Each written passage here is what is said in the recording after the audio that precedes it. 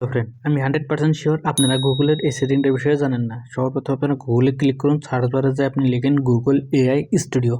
Just এই যে লিঙ্কটাতে click করুন। ক্লিক করার পর আপনাদের সামনে এরকম ধরনের ইন্টারভিউ আসবে। যদি আপনি ফার্স্ট টাইম হয়ে থাকেন তাহলে আপনাকে পারমিশন দিতে হবে। আপনি জাস্ট এখান থেকে পারমিশনটা দিয়ে দিবেন। দুইটা বক্স আসবে, দিয়ে দিবেন। দিয়ে দেওয়ার পর উপরে দেখতে পাচ্ছেন, এখানে জাস্ট ক্লিক করবেন।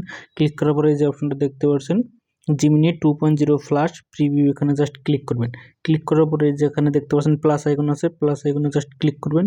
করার পরে এখান থেকে আপলোড ইমেজ আছে, এখানে জাস্ট আপনি ক্লিক করে দিবেন। ক্লিক করার পরে আপনার যে কোনো একটা ফটো দিয়ে দিবেন। আমি শাহরুখ খানের ফটোটা দিয়ে দিব। জাস্ট এখানে আমি জাস্ট ট্যাপ দিয়ে দিন। দেওয়ার পরে ডান যে আছে ডানে ক্লিক করুন। করার পরে মেন খেলাটা এখানে আপনি জাস্ট লিখবেন এখানে convert this T shirt into red colour.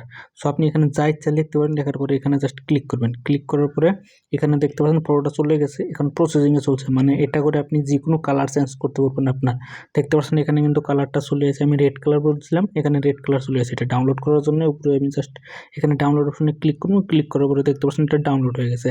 এই মূল বিষয়টা হলো যে আপনি এই সেটিংটা করে যে কোনো কালার আপনি চেঞ্জ করতে পারবেন।